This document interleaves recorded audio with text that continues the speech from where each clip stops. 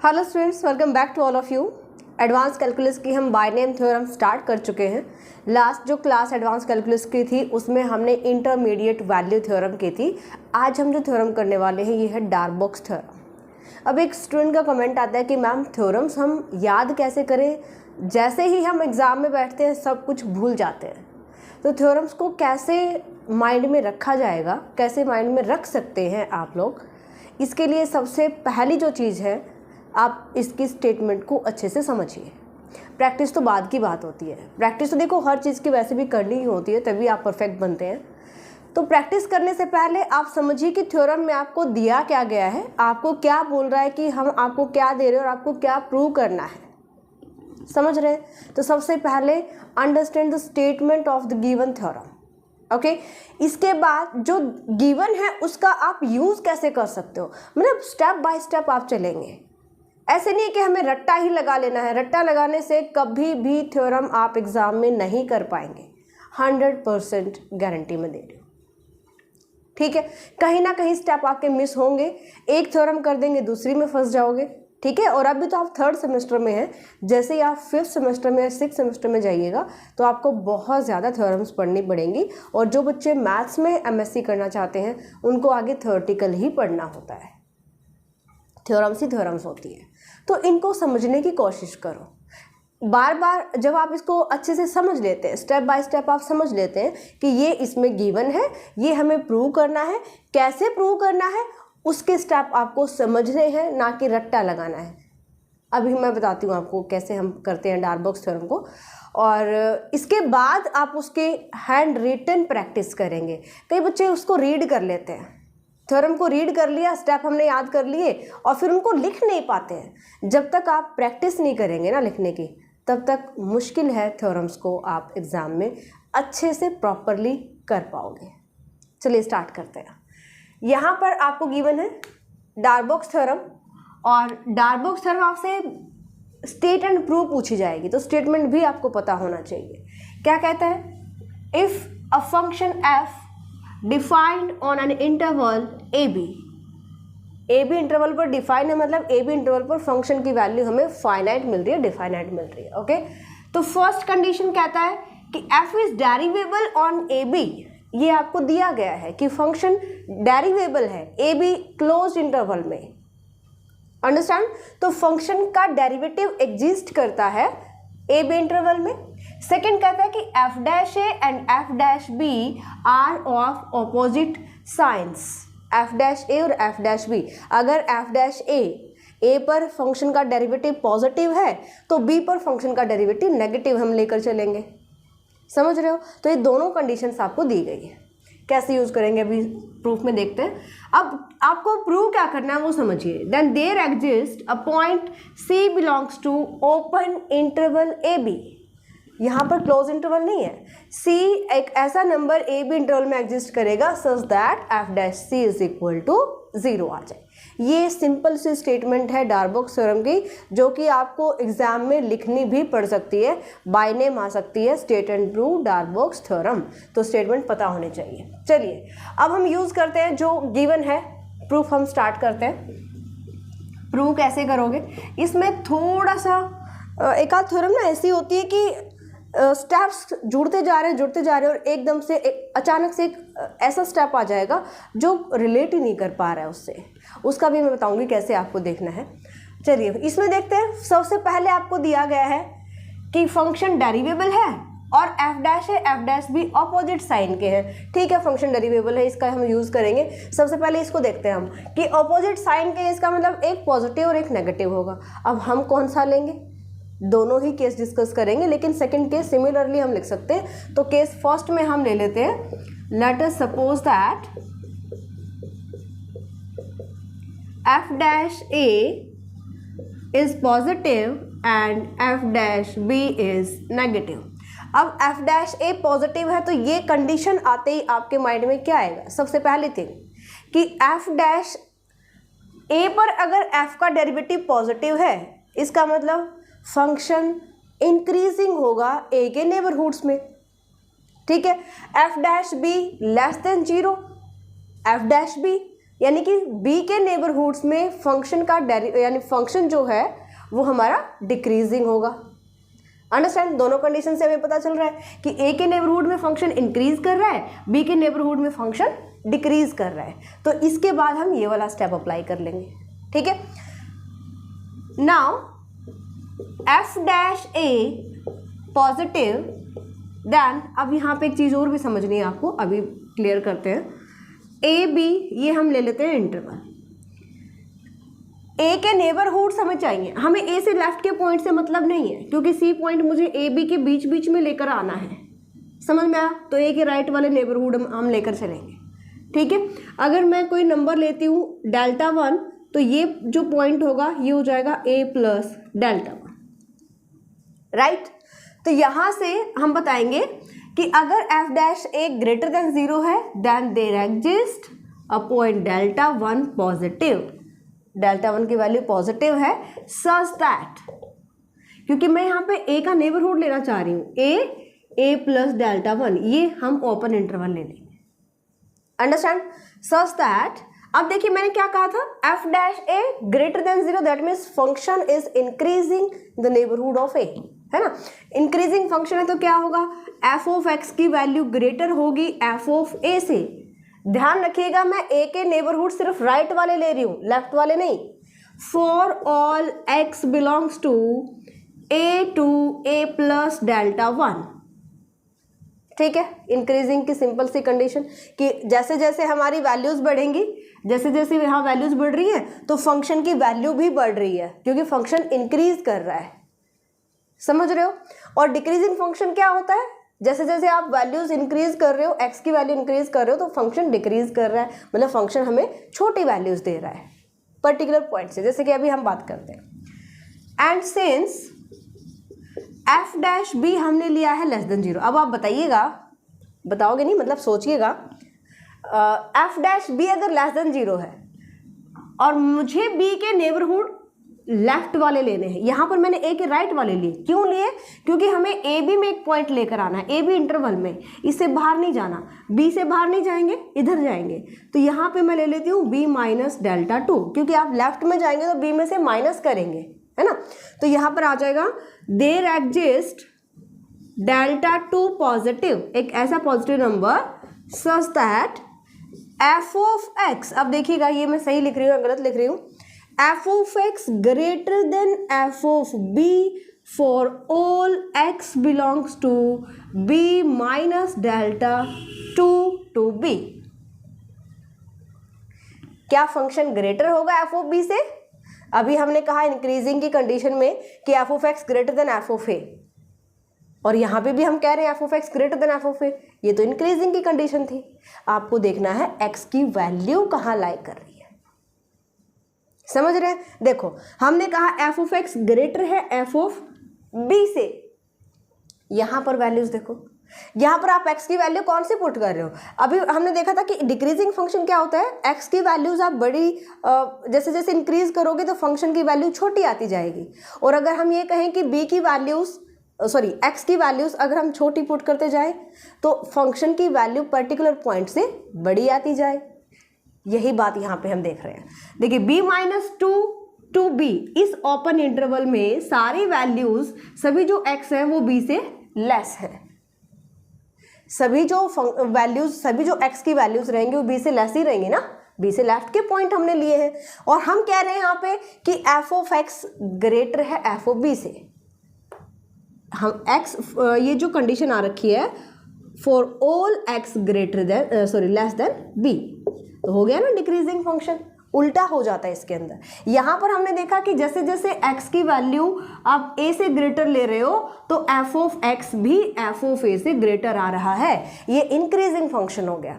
यहाँ पर आप देखोगे तो x की वैल्यू क्या है, b से छोटी है, लेकिन फंक्शन f ऑफ b से ग्रेटर आ रहा है, तो ये डिक्रीजिंग। ये इंटरवल में इसलिए हमें लगानी पड़ी क्योंकि b से मुझे लेफ्ट के पॉइंट लेने हैं, b से राइट के पॉइंट नहीं लेने हैं, तो इस इंटरवल में सारी वैल्यूज b से लेस हैं, तो इसको डिक्रीजिंग बताने के लिए हम ये बताएंगे कि फंक्शन की वैल्यू b पर जो वैल्यू आएगी उससे ग्रेटर है। आई थिंक समझ गए होगे आप। यहाँ तक जो कंडीशंस हमारी हैं इंक्रीजिंग और डिक्रीजिंग की कंडीशन, इसको ले लीजिए equation number first, equation number first, और इसको ले लेते हैं इक्वेशन नंबर सेकेंड।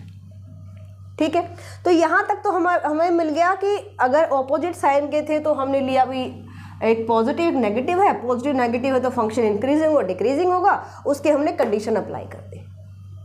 यहाँ तक एक हमारी जो गिवन था कंप्लीट हो गया। अब क्या कर सकते हैं, अब हम फर्स्ट का यूज़ कर सकते हैं। देखिए फंक्शन डेरिवेबल है तो सबसे पहले आपके माइंड में क्या आना चाहिए, क्या क्या कंडीशंस होती है। अगर फंक्शन डेरिवेबल है तो कॉन्टिन्यूस होगा, कॉन्टिन्यूस है तो बाउंडेड होगा, बाउंडेड है तो बाउंड्स एग्जिस्ट करेंगे, है ना।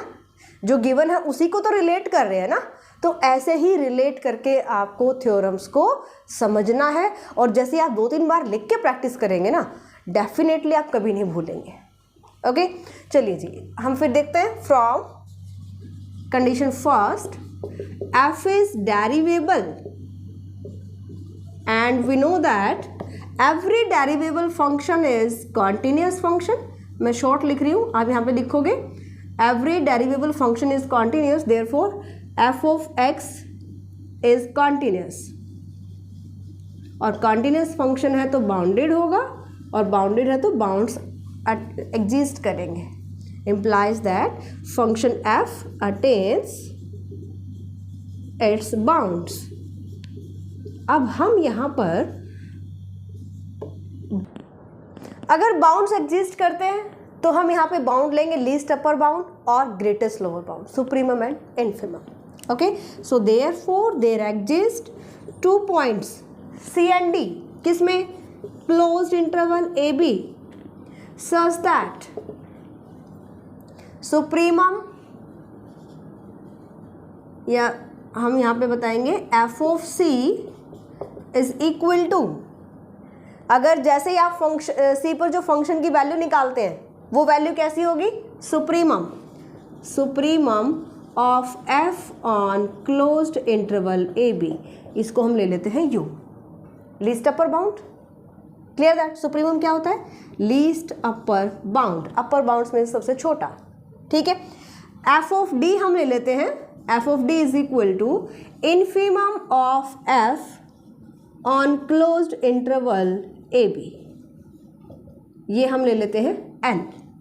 इन्फिमम ग्रेटेस्ट लोअर बाउंड, तो हमने 2 बाउंड्स ले लिए क्योंकि फंक्शन बाउंडेड था तो बाउंड्स एग्जिस्ट करेंगे, बाउंड्स एग्जिस्ट करेंगे तो इसमें से हमने कोई 2 पॉइंट लिए कि इन पर जो हमें वैल्यू मिलेगी वो सुप्रीमम मिलेगी, इस पर जो वैल्यू मिलेगी वो इन्फिमम मिलेगी। यहाँ तक क्लियर। अब नेक्स्ट हमें क्या करना है, इसको आप इक्वेशन नंबर डाल दीजिए, इनका हमें यूज़ करना है आगे। ठीक है, अब क्या कर सकते हैं हम, इसके बाद कौन सा स्टेप लेकर आए, जो हमने अभी सुप्रीमम और इन्फीमम का जो जिक्र किया है इनकी कंडीशंस हम अप्लाई करते हैं। क्या होता है, supremum as u is supremum of f, so therefore f of x less than equal to u for all x belongs to AB होगा भी।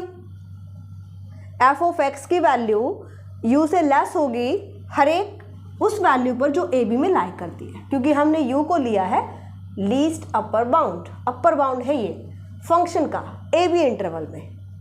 ओके, एंड यहाँ से सिर्फ हमें सुप्रीमम का यूज़ करना है, इन्फीमम को अभी हमें नहीं छेड़ना है। ठीक है, इसको ले लेते हैं क्वेश्चन नंबर 5। अब हम यहाँ शो करेंगे कि भाई जो C पॉइंट हमने यहाँ पे शो करना है कि C बिलोंग्स टू AB, जहाँ पर f dash C equal to 0 आ जाए। अब देखिए f dash C equal to 0 prove करना है। अगर मैं ये प्रूव कर दूँ f डैश C ना तो 0 से ग्रेटर है ना ही 0 से लेस है, इसका डेरिवेटिव C पॉइंट पर, तो एक ही कंडीशन बचेगी कि f dash C equal to 0 होगा। इससे पहले हमें प्रूव करना है कि C जो है ना तो A के इक्वल है और C ना ही B के इक्वल है।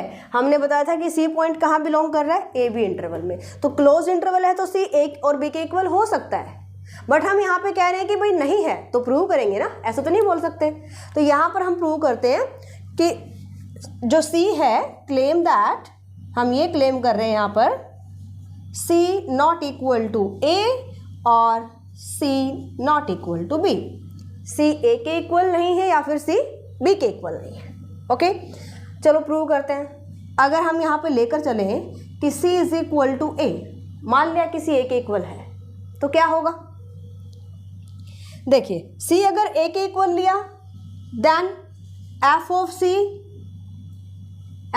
Is equal to f of a लिख सकते हैं भाई, लिख सकते हैं ना। फंक्शन अगर सी इक्वल टू ए है तो फंक्शन की वैल्यू भी तो दोनों पर इक्वल ही आएगी ना। अच्छा जी, यहाँ से चलते हैं इक्वेशन नंबर थर्ड पे। इक्वेशन नंबर थर्ड के पास आ जाइए। यहाँ पर हमने क्या कहा कि एफ ऑफ सी की वैल्यू हमने क्या लिया है? यू ली है। ठीक है, तो ये किसके इक्वल आ गया? यू के इक्वल, यानी कि जो एफ ऑफ ए की वैल्यू है वो मुझे यू मिल जाती है। इक्वेशन 5 क्या कहती है? अगर एफ ऑफ ए की वैल्यू यू है यहाँ पे, implies that f of x is less than u, और u किसके इक्वल है? f of a के। तो यहाँ से कंडीशन मुझे मिल गई कि f of x less than equal to f of a। ये समझ आया कैसे किया हमने भाई? अगर c a के इक्वल है तो f of c f of a के इक्वल होगा, और f of c हम क्या लेकर चले हैं? u लेकर चले हैं, तो मतलब f of a की वैल्यू u हो गई।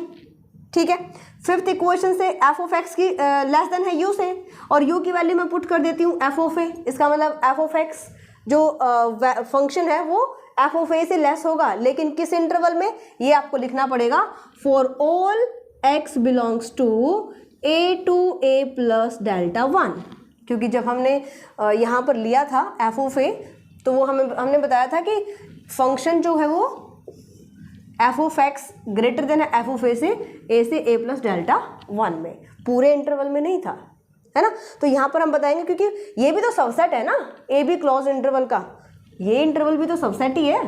तो सबसेट में कंडीशन एग्जिस्ट नहीं करेगी तो पूरे में कहाँ से करेगी? राइट।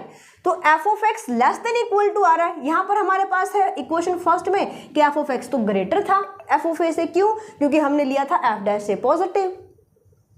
अंडरस्टैंड? तो ये क्या मिल गई मुझे यहाँ से? कंट्राडिक्शन, मतलब ये कंडीशन तो एग्जिस्ट ही नहीं कर सकती। ओके, तो यहाँ से आ जाएगी from equation first f of x greater than है f of a for all x belongs to a to a plus delta 1। This is contradiction. ये हमारे पास क्या है? पहले आप लिख दीजिए विच इज कंट्राडिक्शन। क्यों है?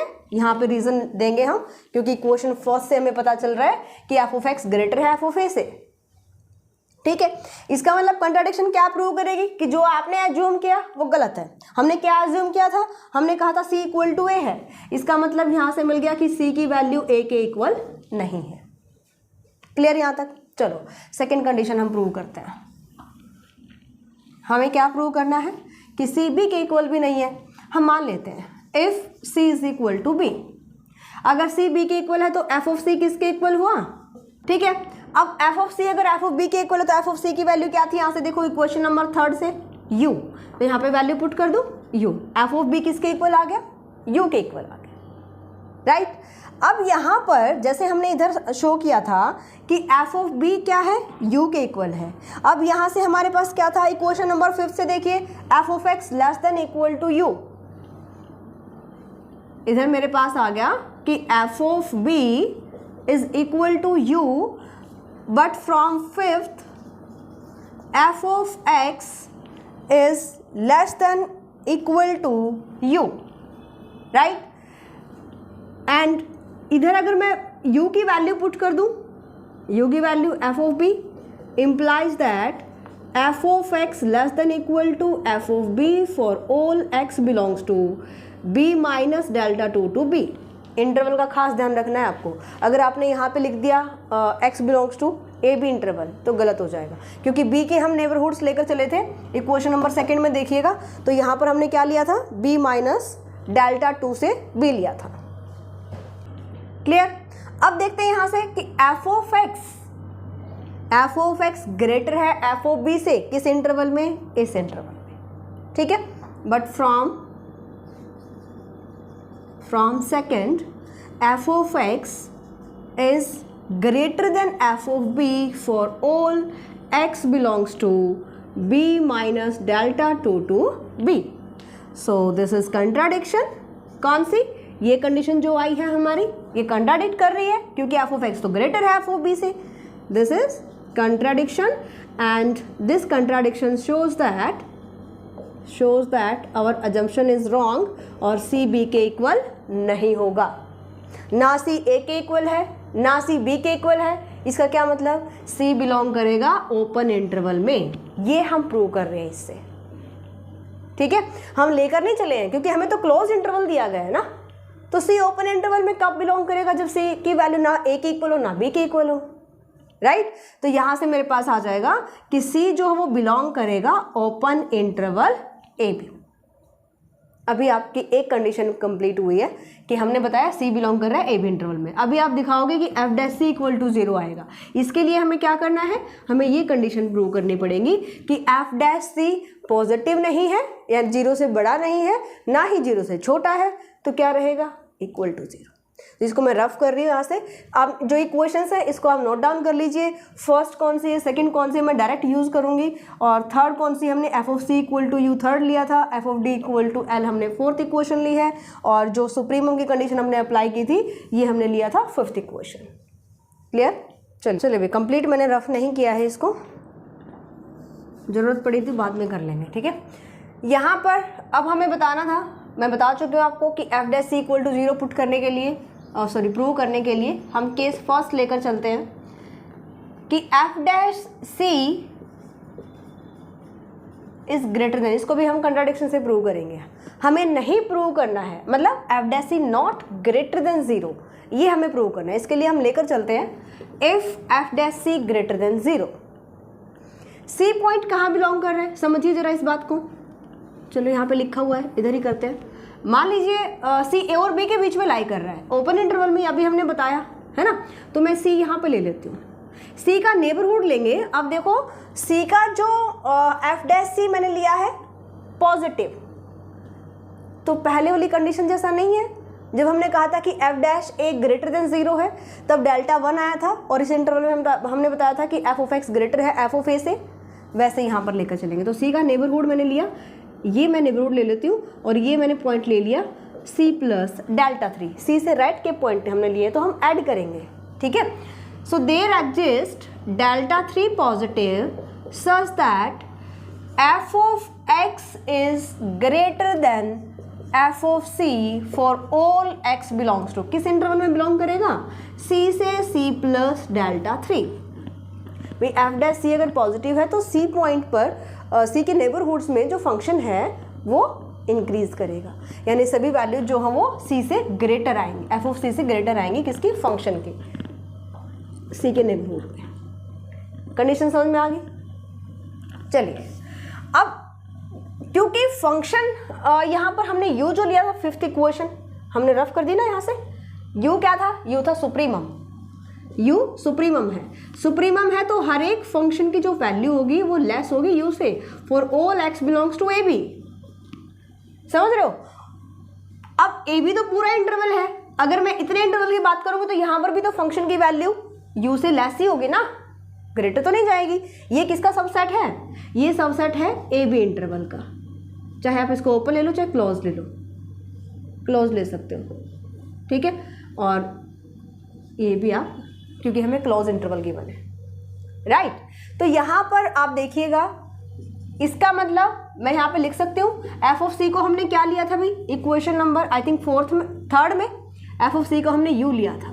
F of c x greater than u for all, ये जो हम कंडीशन लेकर चले थे ये हमारी फिफ्थ इक्वेशन थी, ये फिफ्थ इक्वेशन थी. और जो थर्ड थी वो हमने लिया था f of c is equal to u. F of c को हमने सुप्रीमम लिया था, है ना. तो यहाँ पे मैंने वैल्यू पुट कर दी for all x belongs to c to c plus delta 3. ठीक है, हम यहाँ पे कह रहे हैं कि भाई इस इंटरवल में जो कि सबसेट है ए बी इंटरवल का, और इसमें फंक्शन की वैल्यू यू से ग्रेटर है जहाँ की यू क्या है? सुप्रीमम है. पॉसिबल है? ये नहीं है, क्योंकि फंक्शन की वैल्यू यू से ग्रेटर कैसे होगी? यू अपर बाउंड है फंक्शन का. ए बी इंटरवल में, और ये इसका सबसेट है। इसका मतलब यहाँ पे क्या आ गई, कंट्राडिक्शन, क्योंकि फंक्शन की वैल्यू सुप्रीमम से लेस होती है हर एक पॉइंट पर जो ए बी इंटरवल में या फिर जो इसके सबसेट में लाइक करता है। अंडरस्टैंड? तो यहाँ पर हमें मिल रहा है कि this is a contradiction which is contradiction, और कंट्राडिक्शन क्या प्रूव करेगी, कंट्राडिक्शन शो करेगी जो आपने लिया है गलत लिया है, shows that f dash c not greater than 0। ठीक है, सेम कंडीशन हम सेकंड के लिए प्रूव करते हैं, केस सेकंड हम प्रूव करते हैं। मैं यहाँ पे लेकर चलती हूँ इफ f डैश। अब आप कहोगे हमें कैसे पता चलेगा, हम ये प्रूव करने वाले हैं। इतना तो आपको प्रैक्टिस करना ही पड़ेगा कि थ्योरम में क्या पूछा गया है और क्या आप प्रूव कर रहे हो, तो आप कौन कौन से स्टेप्स यूज कर रहे हो, समझ रहे हो। तो ये प्रैक्टिस पर डिपेंड करेगा, लेकिन हाँ अगर स्टेप बाय स्टेप आप समझ के चलेंगे ना तो आप नहीं भूलेंगे थ्योरम को, कितना ही लेंथी थ्योरम क्यों ना हो। अगर f डैश c मैं ले लेती हूँ लेस देन 0, इसका मतलब यहाँ पर सेकेंड वाली कंडीशन सोच के देखो कौन सी, जब हमने कहा था f dash b less than 0 है तो f ऑफ b हमने बताया था यहाँ से फंक्शन हमारा डिक्रीजिंग होगा, किसमें, इस इंटरवल में। ऐसे ही हम यहाँ पर लेकर चलेंगे। अगर f dash c less than 0 है so there exist delta 4 positive such that. अब इसके लिए इसको मुझे ऐसे ही रखना है, मतलब f ऑफ x ग्रेटर होगा f ऑफ c से। डिक्रीजिंग को दो तरीके से डिफाइन कर सकते हो आप, जैसे मैंने स्टार्टिंग में बताया। एक होता है कि फंक्शन इंटरवल को इंक्रीज दिखा दो, c से आगे का इंटरवल ले लो और फंक्शन को लेस दिखा दो। एक होता है फंक्शन अगर ग्रेटर f ऑफ c से तो यहाँ पे आप जो इंटरवल है उसको c से पीछे का दिखा दो, मतलब c minus delta 4 to c। समझ में आ गया दोनों कंडीशंस डिक्रीजिंग फंक्शन की। अगर नहीं समझ आता है तो इंक्रीजिंग और डिक्रीजिंग के अलग से वीडियो बनाएंगे और उसमें डिटेल से बताएंगे, आप कमेंट जरूर कीजिएगा।